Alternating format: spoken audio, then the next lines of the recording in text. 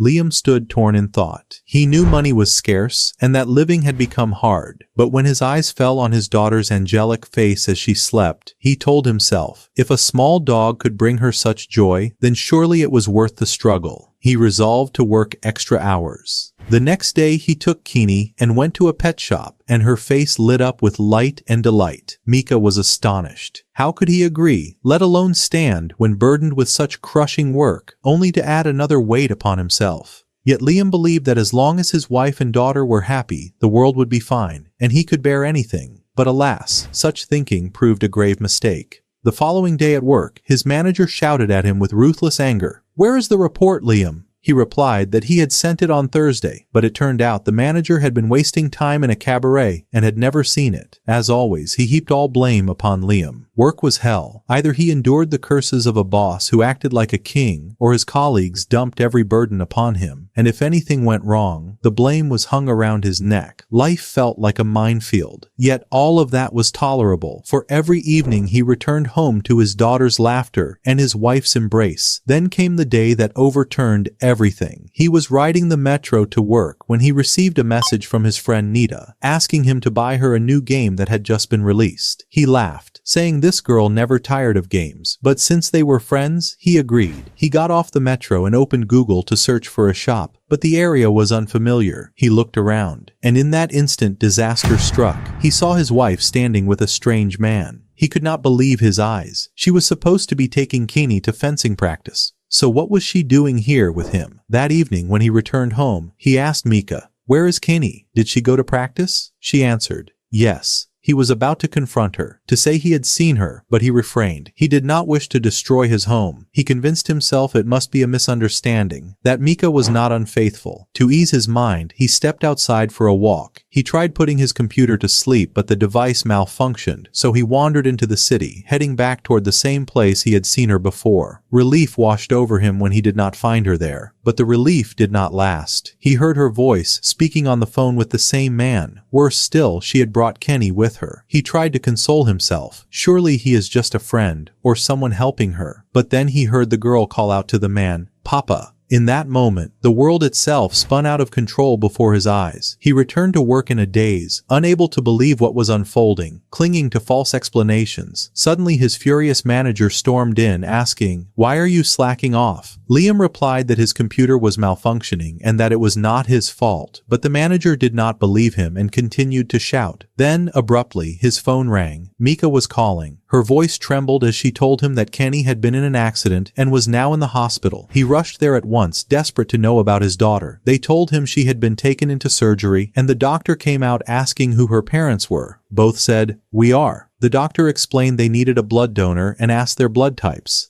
Mika answered, "A plus." Liam asked why he himself was not chosen. The doctor explained, Kenny's blood type was O negative, and Liam's blood was positive, unsuitable for her. He sat in the waiting room, restless, and opened his phone to search online. What he discovered shattered him. Scientifically, it was impossible for a child's blood type to differ so completely from both her parents. The truth struck him like a blade. The girl was not his daughter at all. Mika faced him and asked, "Is Kenny really my daughter?" Instead of answering, she began overturning the table and playing the victim. "I'm the one who should be sad," she cried. "You were never present in our lives. You don't care about us. Your work is worthless. You never get promoted. You never receive a raise. You cannot provide the life we deserve." Liam stood stunned, unable to believe what his ears were hearing. Mika told him, "We've been married 10 years, and I hardly see you anymore. Everything falls on me. The house, the child, all of it alone." As if she had forgotten that she had been unfaithful, and that Kenny was not his daughter at all. She said to him, "You have never been part of this home. I will take Kenny and leave." Liam asked where she intended to go, but she did not answer. She knocked on Kenny's door and called, "Come on, my love, let's go." Liam tried to stop her and grabbed her, but she pushed him away, and he kept begging her, "I have done everything for Kenny so you would not leave me." That blow was the final fracture that broke him. Kenny looked at him and said, "I love my other father." His heart sank and his certainty went out like a dying light. The next day he went to work with his heart cracked by betrayal and tears that would not cease, but the surprises were not over. His manager accused him of stealing company funds. Liam was shocked and said, "Impossible." Yet the manager presented evidence showing 50 million yen transferred from Liam's computer to a strange account. Suddenly the world turned against him. Mika seized the opportunity. She filed for divorce and demanded alimony, and the scheme that came to light revealed that the child was not hers but the manager's daughter, a ruse to get him out of prison. Liam agreed to repay the 50 million yen and to work as a laborer on a construction site, though he knew deep inside that he might die before ever repaying the debt. His life had become a ruin in every respect. The only thing that brought him a sliver of joy was a message from Nita, telling him that the final episode of Gundam had been released. He had wanted to invite her to watch it together, but he deleted the message. He did not want her to know how low he had fallen. He tried to fool himself, saying, "Maybe things will get better if I keep working and try harder." But while eating lunch, he suddenly coughed blood. He realized he was gravely ill and that his days might be numbered.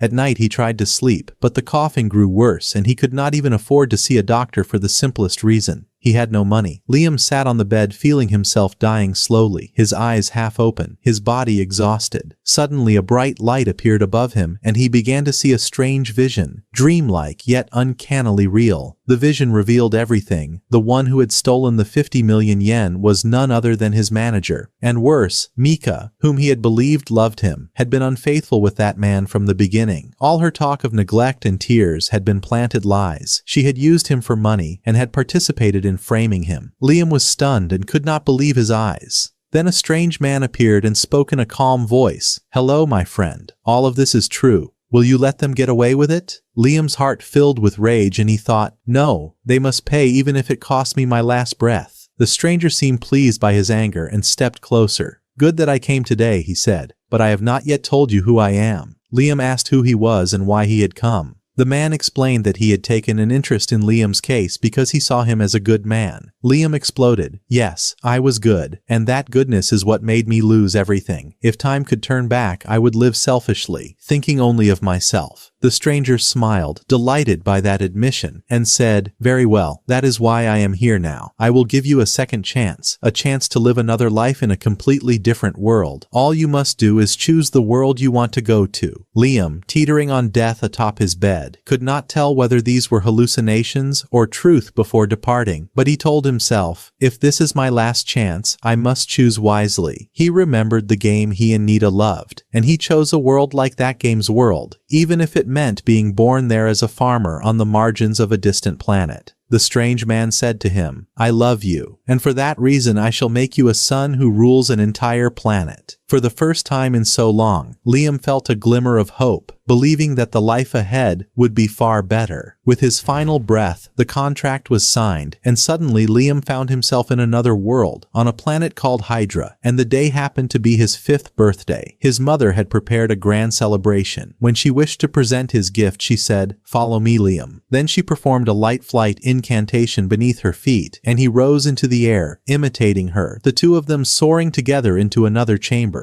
There they found a massive cake and a large box. Liam opened the box eagerly and discovered within it a strange cube. His mother told him, "This is the device for designing your own mechanized avatar. Through it, you may create your personal robot in every detail, from its ears to its feet and everything you desire." But Liam was puzzled and said, "I am only 5 years old. How can you give me something like this?" She replied, "It is of the utmost importance for you, for all children receive their first personal robot at this age." Suddenly his father entered and said, "And I too have a gift for you, my son. I shall bestow upon you all the possessions of the Banfield family, and the entire planet will be yours." Liam was stunned. "Are you serious?" "I am only 5, his father answered. "Yes, but there is one simple condition. Once I grant you the planet, your mother and I shall move to a distant villa, and all you need do is send us a monthly allowance." Liam could scarcely believe the thought of power and authority, so he rushed to sign the contract without reading a single word. As soon as he signed, his father took the contract and said, "Very well, let us live in peace." Then they departed, leaving the small child alone. not realizing he had been deceived so easily. Yet Liam did not dwell on these strange details. He focused only on one thought. Now I am strong, and I will wield my authority in this world so that no one dares to harm me. He believed this chance had been granted by the strange man, not knowing that this being thrived on sorrow and suffering, and that when he found the opportunity, he left behind a measure of torment before returning to his own realm. Elsewhere,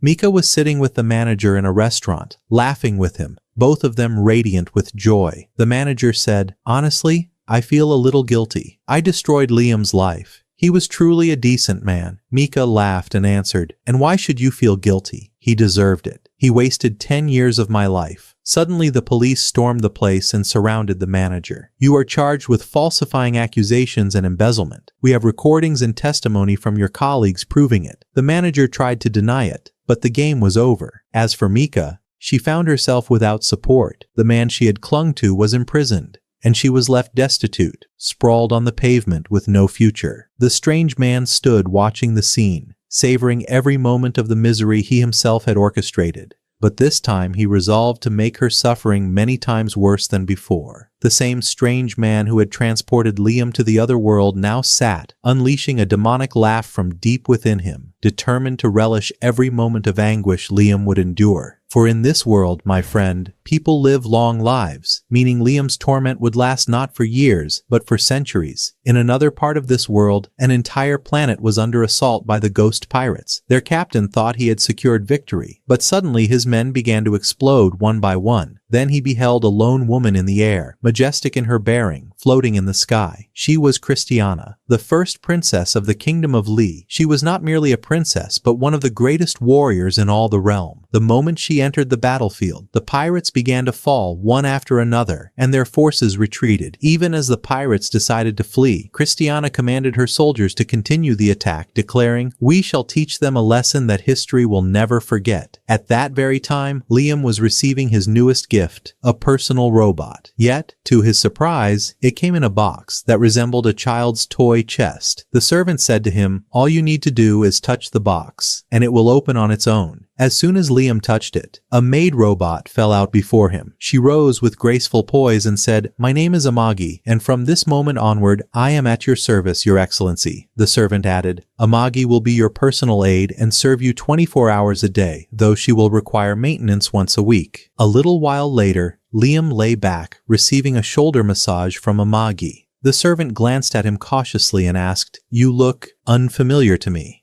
Liam laughed and said, "Do not worry. I may appear 5 years old, but I possess 36 years of experience." The servant was taken aback. 36? You are still a child, Amagi explained. The normal lifespan here approaches 600 years, and one is not considered an adult until reaching 50. Liam hesitated in his mind. A long life meant more chances for adventure, and besides, Amagi would be by his side always. The servant warned him, "Be cautious. Do not grow too close to Amagi. The people here loathe artificial intelligence." Liam was puzzled and asked why. The servant replied, "In the past, AI systems nearly annihilated humanity in a war known as Skynet. People were cast aside and faced erasure, but heroes rose and saved humankind. They founded the present empire, and since then, the nobility have come to despise all things Liam asked why his mother had gifted him a robot on his birthday. The servant fell silent for a moment, then yielded to speaking. "Your family fled."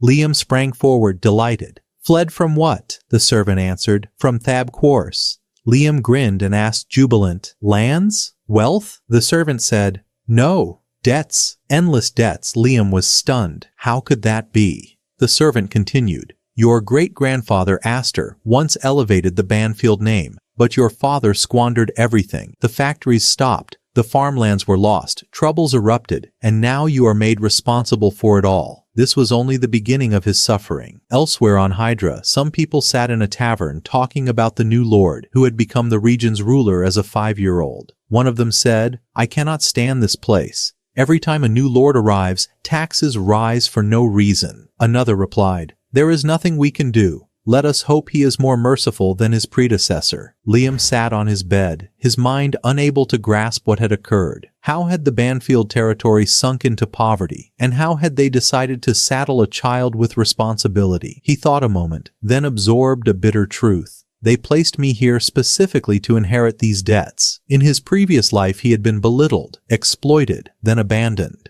This time he vowed not to let anyone trample him. He looked at Amagi and said, "This world is mine. Come. Let us restore this territory to its former strength." Amagi smiled. "I am proud to be at your service. You have given my existence meaning." Liam felt an overwhelming happiness. For the first time he truly trusted someone. Before they began, he decided to set some rules for Amagi and adjust her algorithms to ensure safety. He established the following laws. First, do not harm Liam under any circumstances. Second, you must obey my orders unless they would harm him. Third, protect yourself without violating your first and second obligations. Thus Amagi's laws were determined. Liam asked, "I want to reclaim the Banfield territory. Do you have any ideas?" Amagi ran a quick analysis and then said, "I have a proposal, but you should know that the ARYKAI system may not always align with the Empire's policies." Liam admitted, "I truly understand nothing about this world." She answered, "Then you must use the education capsule, a device that injects 10 years worth of knowledge into your brain in 6 months and strengthens the body." Liam asked, "Excellent, but who will govern the territory while I am inside the capsule?" She replied,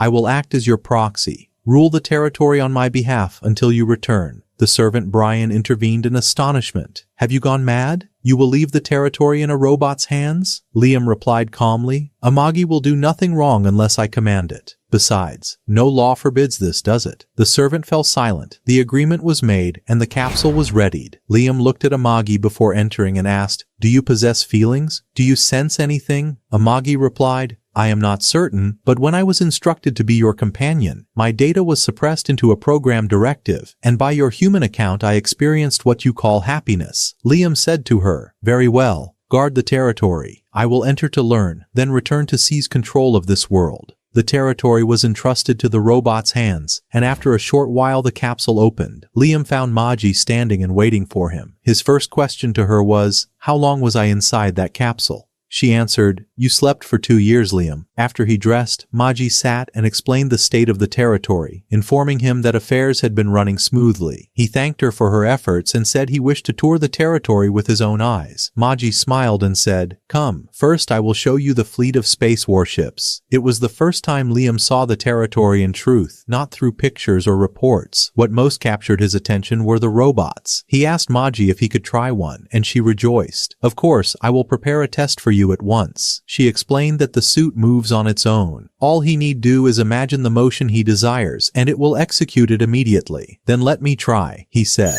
He donned the suit, and the moment it activated he could move. He felt a surge of excitement and declared his desire to try combat while wearing it. Maji replied, "Do not worry, I will arrange a training match for you at once." "You command." Soon the planet's defense commander arrived. When the battle began, the commander lunged at Liam and struck, but Liam parried. The commander feigned defeat. Liam smiled mockingly and said, "Your acting is very poor." He understood the commander was teasing and not taking the matter seriously. Angered, he said, "Take this seriously." Yet he could not overwhelm him. The commander was stronger. In the second round, the commander attacked again, seized his sword, and felled Liam with astonishing speed. Liam was shocked and could not understand how he had lost so swiftly. Maji then explained that the suit's movement depends on imagination, and that veterans like the commander command it with mastery far beyond his. After this defeat, Liam felt humiliated and demanded Brian bring him a combat instructor at once. Brian tried to calm him. "My lord,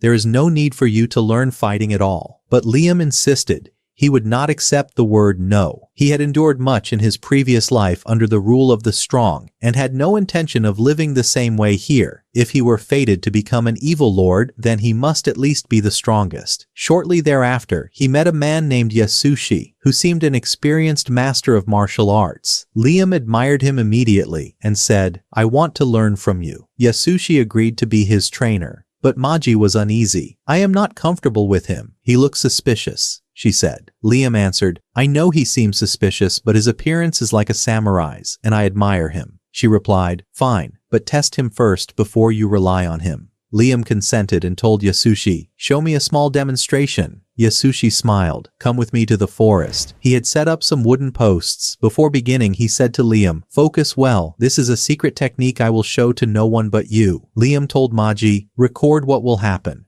Yasushi took a ready stance. drew a part of his sword and returned it in a flash. Suddenly, every wooden post split in two. Liam was stunned. Incredible. What speed is this? He asked Maji to play the recording in slow motion, but even slowed, the camera showed no trace of the sword being drawn. He concluded that the speed must be so extraordinary the camera could not capture it, and he was utterly astonished. He then asked Yasushi to be his formal teacher. That night, Yasushi returned to the forest alone, laughing. Can you believe he fell for this trick? I had cut the posts beforehand. They were barely standing, and when I nudged them, they fell. He was happy that Liam would give him a great deal of money, despite his having done nothing noteworthy. Meanwhile, Princess Christiana was on her way to meet the pirates to negotiate peace. It was Joe who sought the truce, but when Christiana arrived, he said to her, "You have made a grave mistake coming alone." Christiana answered firmly, "I am not alone. If you attempt anything, the Alliance fleet will destroy your ship." She thought she was frightening him, but Joe was not afraid at all, for he knew that the Alliance in truth stood with him, not with her. Suddenly, a message reached Princess Christiana, informing her that the pirates had already attacked her planet. She was stunned, unable to comprehend how this had happened, for her world was fortified and well defended. Joe said to her coldly, "The alliances you forged were not all sincere. Some accepted my offer and betrayed you." At that very moment, her crew reported that every fleet ship of the Alliance had turned their cannons against hers. She could hardly believe that Joe had managed to turn her entire army against her. She had no choice but to submit to his command. Meanwhile, on Liam's planet, he was still training with Yasushi until the drills exhausted him, yet he could not master the flash movement, the very strike that had once split the wooden posts. Liam asked Maji if there was any way to learn this skill, but as an artificial intelligence, she did not possess the knowledge. 3 years passed as Liam studied the basics of swordsmanship under Yasushi, until he grew weary of endless repetition. Maji assured him that his level had improved greatly, but he was dissatisfied with anything less than a move that would astonish all. At night, Yasushi would sit in his chamber, reading manga as always, delighted with his luck. He had stumbled into a comfortable post, earning a fortune in exchange for teaching Liam a handful of simple sword moves for 3 whole years, though in truth he was nothing more than a fraud with only superficial knowledge of martial arts. He wished this arrangement could last forever,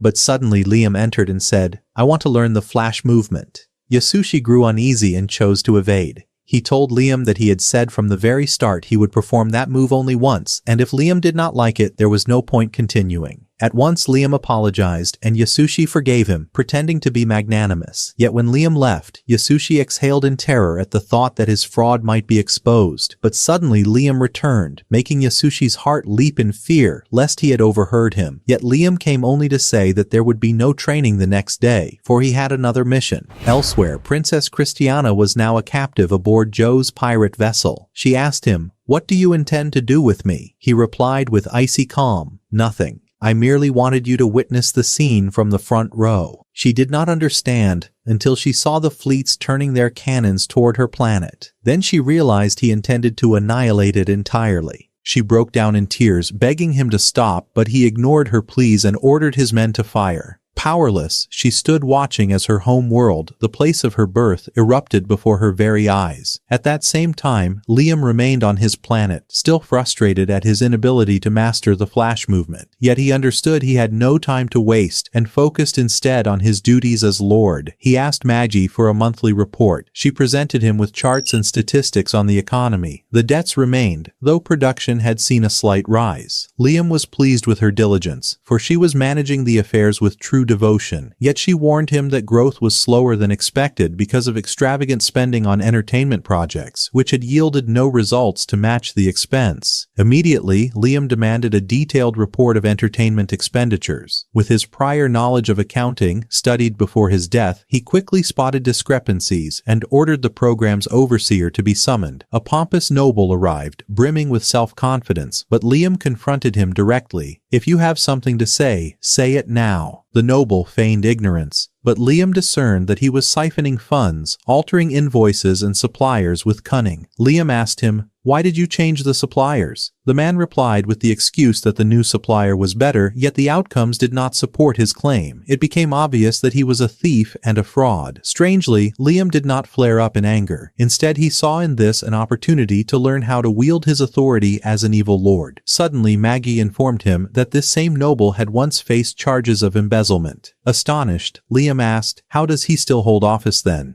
The noble replied that the case had been closed, and that a subordinate had been accused instead. Liam turned to Maggie to confirm, and she affirmed it, but explained that there was no decisive proof against that subordinate. Worse still, the man accused had been executed. At that moment, Liam grasped the truth of the game and accused the noble of fabricating charges against the innocent in order to bury his own corruption. The nobleman began to deny and plead, yet Liam could see the lies burning in his eyes. Gripping his sword, he advanced upon him with the measured steps of death. Terrified, the noble cried out, "My lord, everyone here does the same. I am not alone. Every noble steals. It is natural." The moment his words left his lips, Liam drew his blade and nearly severed his head, but Maggie shouted, "Wait!" The nobleman screamed again, "You are still young. You do not understand how the world works." But before he could finish, Liam struck and cut off his head in a fury of rage. Then he ordered Amagi to investigate all corrupt nobles and bring them to justice. She calmed him, warning, "You must restrain yourself. If you execute every corrupt noble, no one will remain to govern the planet, for most of them are corrupt." She suggested he rely on mechanical dolls to handle the planet's affairs instead. Liam found the idea sound and agreed. After a while, Liam returned to the training bay. Now that he had mastered the fundamentals of swordsmanship, he decided to test himself again on the combat simulator. Yet before he could don the armor, Yasushi appeared and said, "Do not dream of becoming a great warrior while training in mechanical suits." Liam replied, "Then is there no other suit I may train with?" Maggie interrupted, "There exists one fully manual suit, but no one has ever managed to operate it." In truth, Yasushi himself had created that device. He had begun to worry that Liam was becoming a true swordsman, and that would threaten his own position. Yasushi went to the royal family's storage and found an old broken-down robot. He planned to deceive Liam, certain that a mere boy could never control it. His scheme worked. Liam was thrilled by the challenge, convinced that if he could master this manual suit, he would gain an immense advantage over all those who relied on automated suits across the galaxy. But before he could begin, he needed someone to repair the robot. Brian was pleased by Liam's dedication to training, though he could not understand his obsession with the difficult manual suit. He marveled at how Liam spent days striking a wooden post with his sword without tiring. He asked, "What exactly are you doing?" Liam answered simply, "I am imitating the secret technique Yasushi revealed to me. I will not stop until I master it, even if it takes years." Brian could not believe such a technique even existed, but he knew it was useless to argue. If Yasushi was deceiving him, Liam would not listen, so Brian let him be. That night, Amagi went to the training bay to prepare a special request of her own. She believed Yasushi's advice was worthless, but with determination, she chose to keep trying. Yet she lacked the skill to repair the robot alone, so they were forced to summon a specialist. The next day, Liam and Amagi went to the port to receive Nias. The moment Nias saw Amagi, she began to act strangely. Liam thought someone from the Empire would surely be displeased to see a robot, but the opposite happened.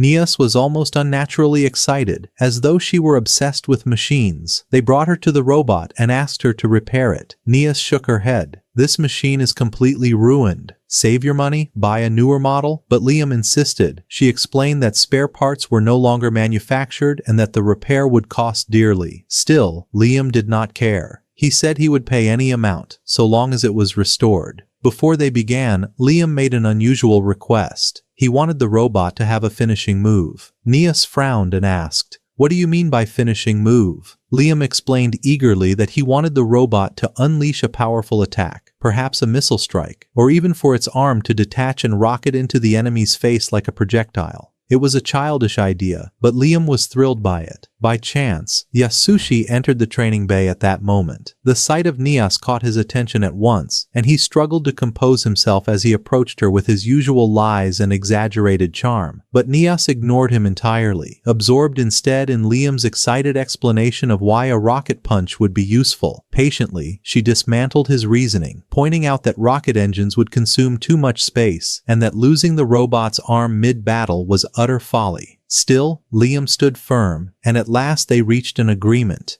From there, the two dove into a lively conversation about how wondrous and magnificent robots truly were. As for Yasushi, he stood at a distance, unable to believe that Nias admired Liam more than him. Perhaps the reason was that Liam was truly a likable person. Unlike himself, the jealous failure who could only watch. Consumed with spite, Yasushi decided to subject Liam to an impossible training. He blindfolded him with a cloth, set him atop a tree trunk in the middle of a lake, and began hurling flying balls at him while chanting nonsense. This will open the eye of your mind so you may sense attacks without sight. It was all empty words. At the same time, elsewhere, Christiana was living a nightmare after her ship had been captured by Joe. She and her entire crew had become his prisoners, and Joe was overjoyed to have her at his mercy. Trembling, she asked him, "What do you intend to do with me?" He replied with a sinister smile, "I will take you to my treasure planet, and you shall become part of my collection." Christiana thought he meant something vile, but when she arrived at his laboratory, she discovered a truth far more horrific. One of her companions had already been turned into something grotesque by a mad scientist under Joe's command. Joe said coldly to the scientist, "Take Christiana and begin." As always, Christiana was terrified as she realized the fate that awaited her. Joe's plans were monstrous. His first design was to tear her eyes from her face and plant them into her palms so that she would witness her body's torment and destruction with every scream, just as he had done to the others. He was no human like the rest of mankind. Christiana was living the worst nightmare of her life. Meanwhile, on Liam's planet, the situation was entirely different. Under his rule, the economy had flourished, and the people lived in prosperity and happiness. No one had believed progress would come so swiftly, and everyone was eager to know what Liam would do next. Yet none knew that he had spent a large portion of the planet's budget on repairing his robot. At last, Nias completed the repairs, restoring the machine as if it had just left the factory. Proud of her work, she showed Liam how to operate it. The cockpit had been redesigned to be wider and more comfortable. Once Liam seated himself and secured the straps, Nias activated the engine. It roared to life and immediately scanned him, confirming Liam as the sole authorized user. No one else could ever command it. Liam was exhilarated, but the moment he took the controls, he stumbled and crashed face first. Then he remembered. The robot lacked any form of automatic balance. Every step had to be adjusted manually. An ordinary person could never control it, but Liam had trained long and hard for this very day. He steadied himself, rose once more to his feet, and began walking out of the loading bay as the people around him watched in awe.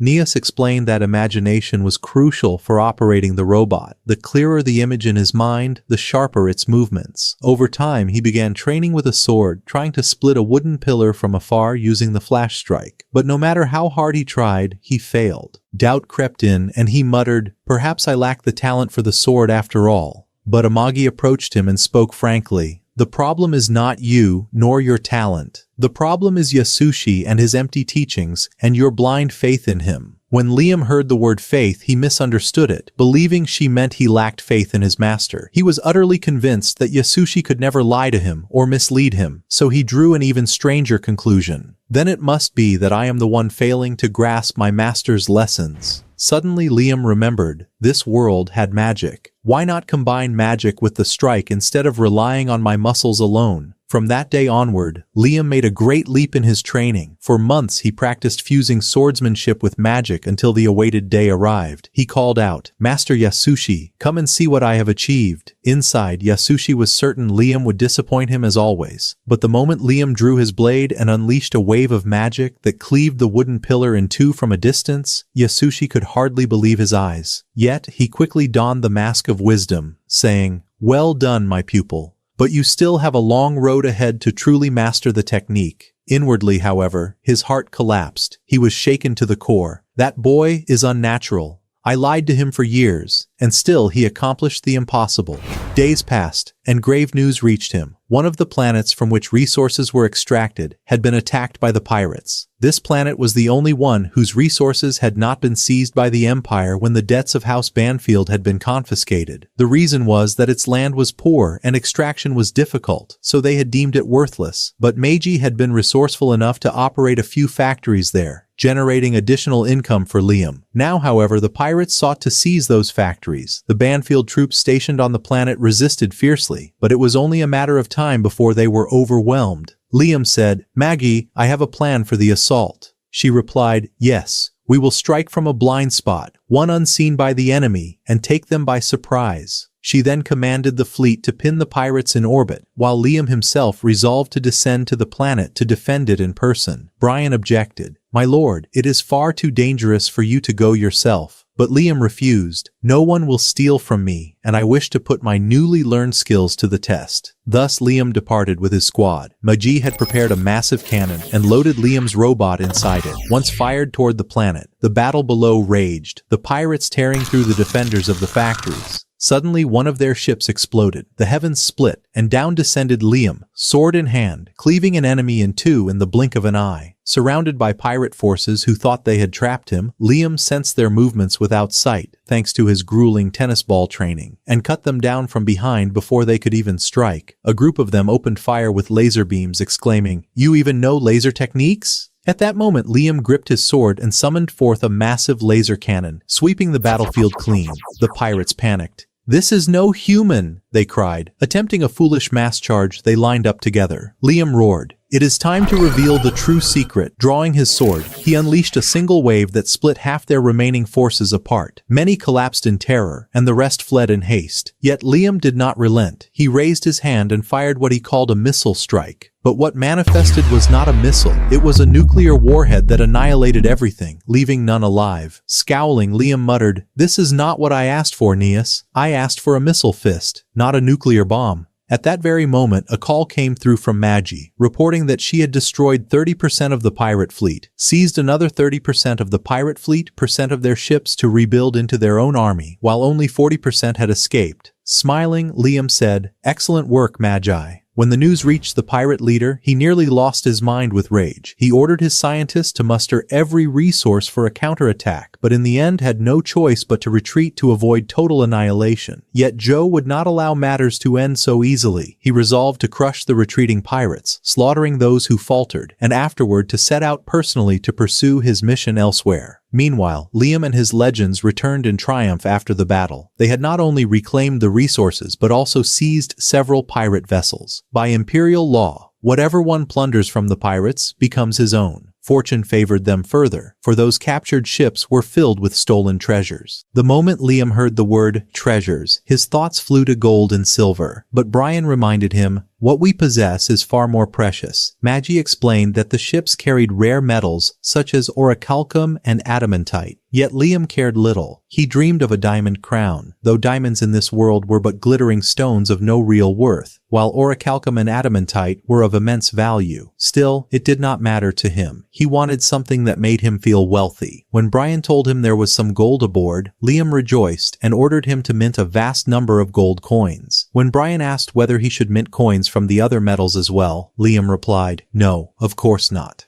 I will not waste them. We shall forge them into weapons for the army." Then Maji spoke gravely. "We face a great problem. Our forces are in poor condition. The Banfield fleet numbers 10,000 ships, yet when inspected, most were found unfit for service. When the order to mobilize against the pirates was given, only 30% of them could enter battle." She was astonished they had triumphed at all. The reason was clear. The pirates had underestimated them. The Empire itself considered Banfield territory impoverished, so the enemy assumed their assault would be easy. And indeed, perhaps it should have been. But Liam's skill in command turned the tide entirely. Yet Magi believed that the pirates had resolved to launch a full-scale assault, and the army would not endure under such circumstances. She was dissatisfied that more than 70% of the fleet's ships were out of commission. So she said to him, "I have an idea. Let us dispose of the broken vessels." Brian objected immediately, saying that such a move would lower the army's ranking and render it an easy prey, and he was right. Repairing them would cost a fortune, and William had no desire to pay such an amount. Thus, he tentatively approved Meiji's proposal, partly to ease Brian's mind. She also argued that they could purchase new ships, and if they sold the precious metals seized from the pirates, the funds would not only cover the cost, but perhaps even exceed it. Elsewhere, Aeneas stood proudly presenting the design of her new warship. She was extremely proud, having increased power output by 7%, improved responsiveness, and made maintenance easier. She promised that the army would grow far stronger if it adopted her design. But the next presentation was given by Ulysses. representative of the Third Armament Factory. She unveiled an extravagant design. Its exterior and interior were like that of a five-star hotel, complete with a bar, a theater, a cinema, and even golf courses within the ship itself, ensuring that the crew would enjoy their service aboard. In contrast, Aeneas's design excelled in battle, but offered no luxuries. Thus, the Imperial Army decided to purchase Eulichia's ship instead of Aeneas's. Aeneas protested, insisting that her ship was far stronger, but Eulichia retorted that endurance was not about weapons alone, but about the men who operated them. If the crew had a place to rest and enjoy themselves after their duties, they would fight with all their strength and loyalty. After the meeting, Eulichia rejoiced at her victory, while Aeneas told her, "The game is not over yet. I may have lost this round, but my design will prove its worth in real battle." Yet she faced a dire problem. She had exhausted her budget entirely, and unless someone purchased the ships rejected by the army, she would be officially bankrupt. As she pondered the matter, she remembered a man mad enough to buy them. Liam, the one who had been willing to pay an enormous sum merely to repair an old robot. Surely, such a man might also purchase ships that no one else desired. At the same time, the guide sat idly on the ground, playing cruel tricks on people and feeding on their suffering. But what others now endured was nothing compared to the torment Liam should have been experiencing. The last time the guide had seen him, he had cast him into a new world among people little better than scrap, burdened him with crushing debts and abandoned him. The planet was supposed to collapse and be wiped from existence. Yet the shocking truth was that the planet had flourished, and everything had gone smoothly. The guide nearly went mad with rage, though he still held one last card. In the past, when Liam had requested a sword master, the guide had sent him a fraud named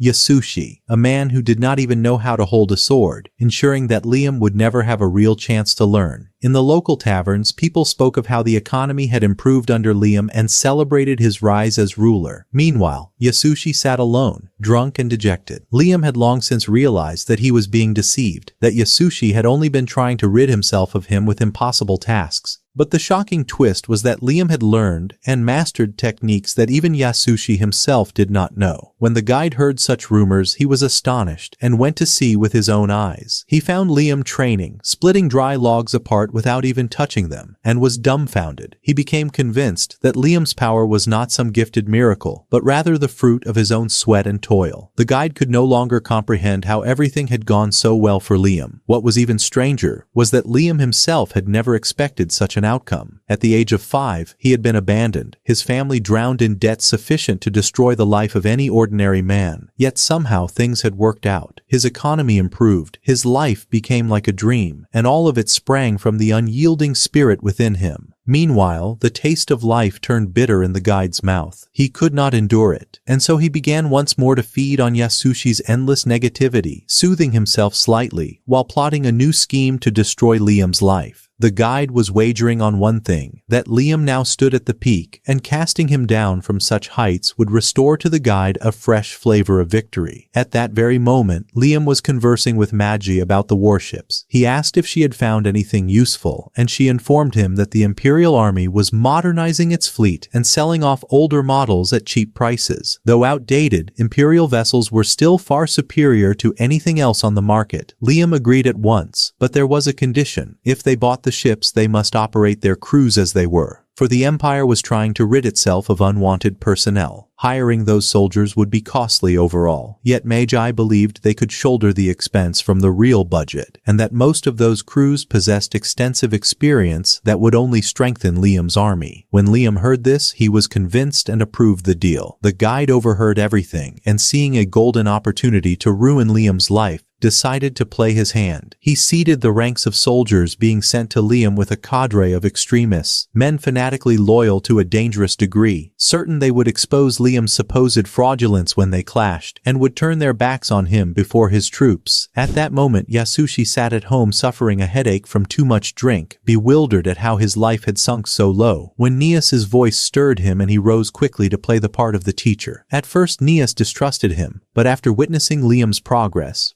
achieved because of him, she became convinced that a truly strong instructor was needed. Yasushi was surprised she had come alone and wagered that her visit concealed some opportunity. Yet she had in fact come to ask questions about Liam, and she was not the only one. Someone wanted to know how to make Liam accept their commercial offer without appearing dishonorable. She asked him slyly, How do we make the man accept a convincing deal? Yasushi misunderstood and thought she was flattering him. He feared she looked at him as if he were sick. Nias persisted. She genuinely needed to know how to win the man to their side. Seeing her so, Yasushi opened his heart and spilled his scattered, often bizarre fantasies and ideas. Nias stood speechless, shocked, and Yasushi fretted that he might have revealed too much. Strangely, she thanked him sincerely for his counsel. A few hours later, Nias arrived at Liam's palace, hoping to seduce him into buying her ships. Though gentle and simple at times, Liam was not a fool. He immediately saw she was trying to sell him something. She told him she wished him to buy the new warship model she had built, but Liam refused before hearing details. She begged him to listen, but he said he had already bought used ships from the army and had no need for hers. She tried to persuade him with figures and statistics. The ships truly were formidable, but Liam replied that she should sell them to the army if she believed in their strength. She had tried before and lost at the exhibition. No one had bought them. "Won't you buy even one ship?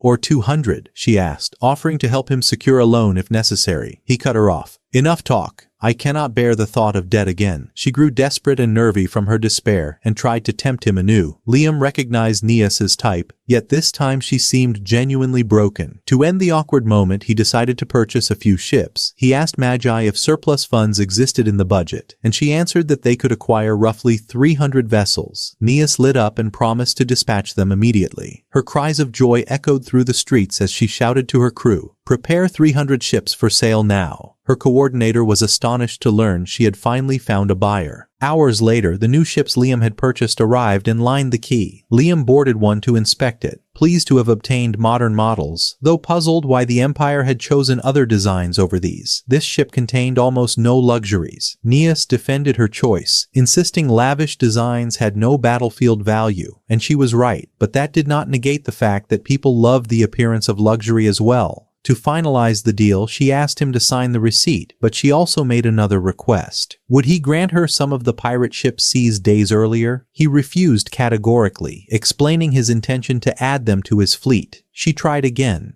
"Could you at least give me 1 or 2 vessels?" He refused again. Magi interrupted and proposed a solution. Give Nias 1 ship she desired on the condition that she modify the rest of the captured pirate vessels to align with Liam's fleet systems. These ships contained strange technologies from beyond the Empire and must be adapted to operate harmoniously with the rest of the armada. Nias agreed at once. For her, repairing a few ships was far easier than the wealth of information she could extract from such mysterious technology. Liam began to think aloud and said, "Let us go and see one of the pirates' ships for ourselves." And indeed, the 3 of them went together to inspect one, and it was utterly unlike the traditional vessels Liam was accustomed to. Nias was brimming with excitement. "This ship is a technological treasure," she said. "It is filled with ideas and innovations we could replicate." Liam himself felt delighted when he saw a massive steering wheel in the center of the control room. He was instantly fascinated by it and requested that Nias install one like it in his own ships. Yet she explained to him that, while its appearance was pleasing, its function was far weaker than digital control panels. The screens were faster and far easier to handle. Liam, however, did not care. He admired it purely for how it looked. Nias continued her exploration inside the vessel, and with every step her astonishment grew at the advanced technologies hidden within. "The gravity laser is operating at an advanced level," she exclaimed, "and there are inverted ether generators, even artificial intelligence fully integrated within the systems." She could hardly wait to return and begin analyzing all the data. Meanwhile, Liam's eyes caught sight of something resembling a dog, standing silently in a corner. He walked after it to see what it was. Nias noticed his strange behavior and asked, "Are you all right, my boy?" He answered, "I saw a dog, or perhaps a cat here." And suddenly, it vanished. They then entered the chamber into which the creature had gone, only to discover that it was the navigation or sonar room of the ship.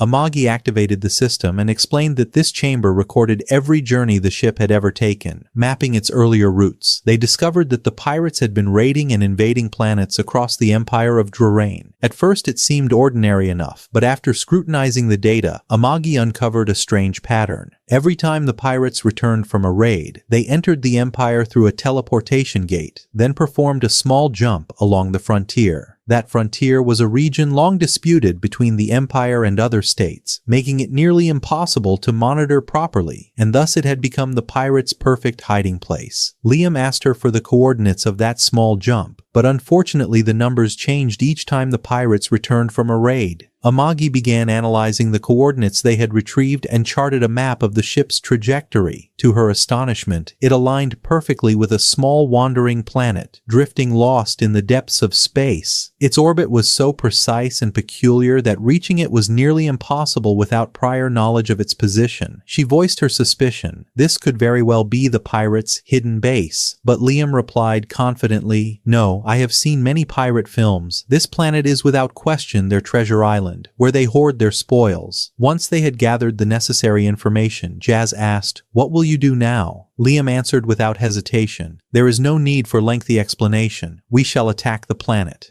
Meanwhile, the surviving pirates from the last battle returned to their leader, Joe. He flew into a rage, bellowing, "How dare a worthless noble mock us and make us a laughingstock before the entire galaxy? We cannot allow this." In fury, he declared that he would punish the failures with unforgettable lessons. He locked them into capsules and detonated them before the public. Back with Liam, his fleet departed at once to launch their assault on the treasure planet. But to reach it, they had to pass through the Domus Gate, which connected them to another gate on the planet Belmonia, from which they could continue their course. Amagi sent a request for passage, but it was denied. She had not paid the transit fees. Suddenly, a call came through from a gate officer addressing Liam directly. "Sir, the fees are calculated by the weight of what is being transferred and the distance of the jump. You intend to send an entire fleet. The charges will be immense." Liam said, "Very well, I shall pay. But unfortunately I did not bring the funds with me. I will provide them upon my return." The officer replied coldly, "No, sir, that will not do. The financial rating of House Banfield is 0. Even quick loan companies refuse to deal with you. You must pay in advance or provide a trusted guarantor." Liam considered returning to gather money, but that would cost both fuel and precious time. So he demanded to speak with the officer's superior. The officer answered, "I am the superior." Liam then declared, "Very well, I shall meet you myself." Amagi grew alarmed and asked if he was certain. If the manager had been unmoved on the phone, he would not likely change his mind in person. But Liam replied with full confidence, "No, I possess extraordinary negotiation skills. He will agree." At the same time, Joe and his army arrived at the Belmonia Gate, intending to use it to pass through to the Domus Gate, then launch an assault on the Benfield region and erase it from the map. His fleet was already fully prepared on the other side. Joe contacted the officer in charge, requesting passage to Domus, and slipped him a small bribe to smooth the way without too many questions. Meanwhile, Liam stood at the Domus Gate counter, trying to persuade the director to allow his ships through, but the director was adamant. No money, no passage. Liam tried every possible way, but the director coldly replied, "Sorry, the rules are rules, and I'm not here to change them for you." Suddenly, a message arrived from Belmonia Gate stating that Joe's fleet and his pirate army were advancing toward this gate immediately. The director turned to Liam and with the same indifference said, "My concerns are more important than this," leaving him alone in the reception hall. Liam could not believe that his negotiating skills had failed so miserably. Left alone, he muttered to himself as he wandered aimlessly until the spirit of the dog he had seen earlier appeared before him, waking him up. He decided to follow it. At that moment, the director's control team was checking the stability of the connection between Domus Gate and Belmonia. Joe's fleet was expected to cross within half an hour. One of the staff could not believe what was happening and asked the director, "Are you sure about what we're doing? At this rate, Joe's fleet will run into Liam's in the waiting area, and we know Joe never waits a second. He'll start fighting the moment he arrives." The director, tense but stubborn, dismissed them coldly.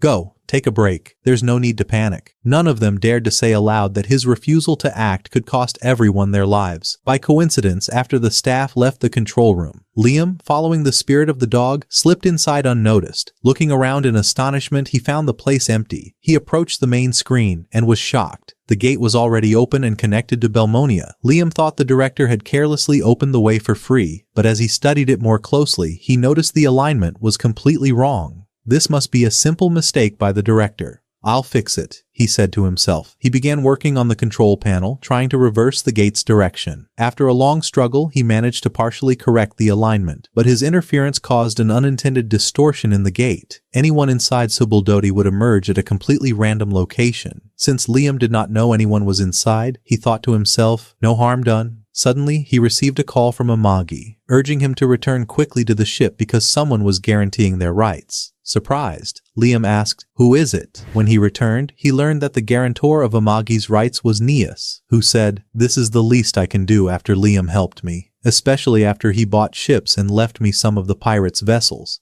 Liam thanked her sincerely and said, "Very well, I had already prepared the gate. Let's go." The fleet departed, and after half an hour they arrived at Belmonia, leaving only a short distance before reaching the rogue planet to begin their mission. Meanwhile, Joe was still trapped inside Subuldodi, unaware that Liam had altered the course. After a long time, he began to suspect something was wrong. His crew said, "Captain, we're almost through the gate." Smiling, he replied, "Finally." But the moment they emerged, they were struck with horror. His fleet had landed right in the middle of the Imperial Fleet training zone, facing more than 100,000 warships. Joe had fallen into a devastating catastrophe. At that same moment, Liam arrived at the planet. He ordered everyone to prepare and launch the attack immediately. About 20 pirate ships stood in their way, more than triple Liam's fleet, but most of them were idle and unprepared. The sudden strike was enough to shatter them completely. Some ships tried to resist, but what happened next was even greater. Liam emerged from his vessel in the midst of battle, having readied his mech, equipped with a massive weapon. He roared, "Amagi, launch me straight into the battlefield." She fired him into the heart of combat. The moment he landed, he began tearing through the pirates one by one until silence dominated the field. As the end of the battle approached, he ordered the cleanup squads to finish off the survivors, declaring that he would personally go search for the treasure. Indeed, the scientist who had been hiding inside the base rushed into the control room, while Liam's army destroyed the last remnants of the defense system. He arrived there to find that all the planet's guard ships had exploded at the same moment. Liam finally entered the heart of the planet and immediately encountered several pirates, whom he dispatched within seconds. When the captain of his squadron arrived, he found that Liam had defeated them single-handedly. The captain ordered the clearance operation to continue while he himself searched for the treasure chamber. Liam then glimpsed the luminous dog again and followed it. His decision proved wise, for the path led to the control room, where the scientist and his men surrendered at once. Liam asked where the treasure was. The scientist, bewildered, asked what kind of treasure Liam meant, for he possessed many valuables, and even kept pets that Captain Joe had collected. Liam summoned the dog he had seen, thinking it might be one of those animals. The scientist's madness and his affection for domesticating people into obedient creatures became plain. His words stuttered as he offered to tame those animals into servile companions. Liam demanded to see it with his own eyes. The scientist led him to the laboratory, where samples of experiments lay exposed. Girls transformed into hideous beasts as a result of the tests. Liam recoiled at the sight. His gaze fell upon one of them. The scientist approached and said that she had been Captain Joe's favorite, boasting of her as if she were a prized artwork. Rage welled up within Liam at the sight of their torment. He drew his pistol and shot the scientist dead, then stood listening as he circled the place. A sharp voice of accusation made him look up. It was Christiana. She asked him, "Who are you?" He answered, "I am Liam. I have taken control of this planet." The girl rose, tears in her eyes, begging for mercy and saying that her torment was almost over. She implored him to put an end to their suffering, for they would never live as humans again. Liam promised modest aid in return for a later favor, and ordered his soldiers to fetch doctors and transfer the girls to the ship for treatment. The girl screamed and begged to be killed, believing her salvation was gone. The captain tried to soothe her, but could not contravene Liam's orders. He explained that the treatment would be difficult, requiring full bodily regeneration, rare resources, and skilled physicians. Recovery was not guaranteed. Liam, however, in an unexpectedly gentle mood, resolved to do some good. A message arrived from Amagi informing them that they had found the true treasure chamber. Liam rejoiced. "Very well. With that ransom, we will secure the girl's cure." Liam returned to his planet, and Neas came to visit him. She knew he had triumphed over the pirate base and suggested buying some warships to celebrate. Liam smiled and refused the pillage, yet those around him argued that her ships had proven useful and generated great profit from the attack, and that he should invest further. Neas persisted with enticements and threats, but Liam snapped at her, "Be silent." Her blandishments and menaces failed to sway him. People presumed she had been the cause of his obtaining the pass for the space gate, so opposition to her ceased, and he agreed to hear her request. Liam asked Maji how much of the treasure would suffice to purchase a number of ships. She replied that after deducting mission expenses, they could buy about 5,000 ships. He and everyone present were stunned and immediately set about preparing an order to buy 5,000 vessels. He tried to arrest the decision before this madness became reality. At the same time, Yasushi was walking the corridors devising a new trick to swindle money from Liam, and by chance he spotted Nias passing by, speaking on the phone. He heard her say, "I placed a huge order after exhausting myself completely, as I always do." Yasushi felt that Lian was exploiting her as if she were a plaything in his hands. Indignation flared within him. This pleased the mentor, who waited for him to drown in negative emotions. Meanwhile, Liam was still searching for Nias when Yasushi stopped him. "Come with me." He took Liam to the training yard, blindfolded him, and strapped weights to his body, throwing him into an impossible training regimen. This time, Yasushi sent dozens of automatic drones that launched tennis balls at Liam from every direction at a speed greater than ever before. Liam could not fend them all off. He took consecutive blows to the head. Yasushi increased the intensity of the attack until Liam collapsed, sitting on the ground saying, "I cannot parry every strike with a single sword." Yasushi replied coldly, "Stop making excuses. You are the only one who must find the solution." At that moment, an idea was born in Liam's mind. Why not use magic as I did before, but this time as a defense rather than an attack? He began attempting to summon barrier magic, and indeed he succeeded instantly. All the balls bounced away from him. Repelled by the shield, Yasushi stood frozen in disbelief at what he was witnessing. Then, the barrier redirected the balls back toward the drones, destroying them all in a single strike. Afterward, Liam lifted the cover from his eyes and turned toward him saying, "Is this enough, Yasushi?" Confusion spread across Yasushi's face as he whispered to himself, "This boy is a genius. Soon he will expose me. He is capable of revealing corrupt officers and even toppling the greatest legends of the pirates. If he learns the truth, he will crush me completely." Sensing danger, he decided to flee before Liam understood everything, and he began to move. Liam asked, "Where are you going?" He replied, "I have taught you everything I know, and I have nothing more to give. From here on, you must train in your own way. The path of the sword has no end," my boy Liam shouted. "But I do not want that. I still need your training." Yasushi snapped at him angrily. "Stop being spoiled.